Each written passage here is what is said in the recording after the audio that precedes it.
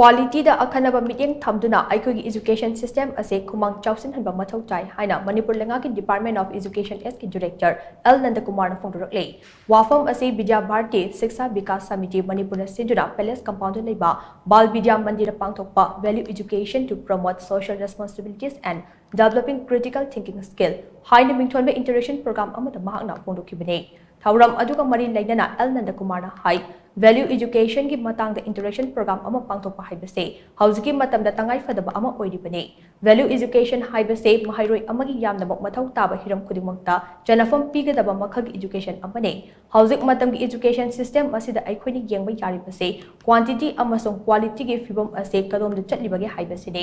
lairiba education system asida value education gi lam ase matau karan hapchinba yagada gi haibase nainaba chume aikoi gi hauzik lairiba education gi system ase quantity da khara hena chatpadawna oi value education pusilake hairabadi quantity gi mityeng da chatpa yaroi maram aduna hauzik lairiba aikoi gi education system ase quality da Akhannaba Mityeng Thamduna value education gi achawa mafam ama piba Mathou Tai haina L Nandakumar na makha chana phongdokhe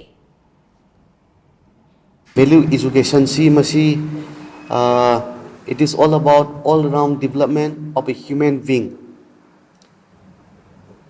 This can be achieved by considering both scholastic as well as co-scholastic aspects of the students. I believe yam samna haijarabada angangi personality ama develop tawbudu yam holistic oiba approach ama da changjilaga in terms of physical, mental, emotional as well as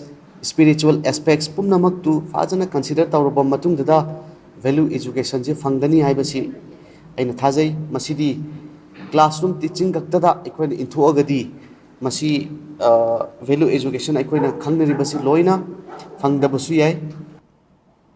Thauram aduda saruk yakhiba Manipur University ki Department of Anthropology ki Professor MC Aruna hai value education haibase bidyeng ani thokna yengba yai ahanbada mahairoi amagi moral amasung discipline awang pathakta pukatpa ani shubadana hauziki malemda oriba information technology amade management ke kham thengna chawkhalaba matam asida mahairoi sing matau karamna chanafam pigadage haiba bidyeng asine matang asida national education policy 2020 da value education ki matang yaropa matamda bidyeng ani ase contradict oiba thengnai India da laidiba university ayambada value added course kaya hapchinduda mahairoi sing malemgi thakta changba ngamnaba takpi tambiri hainasu Professor MC Aruna makha takhe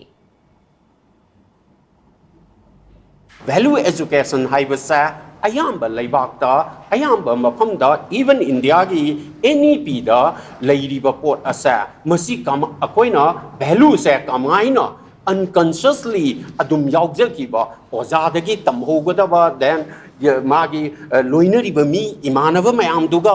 loinaba matamda aingonda aigi personality da aigi character da aigi behavior da madu incorrect tauba adugi pochine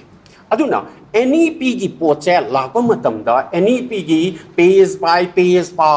kaino sa value education ga mari leinaba pochi pa ba matamda sometimes confused at jaga khara lei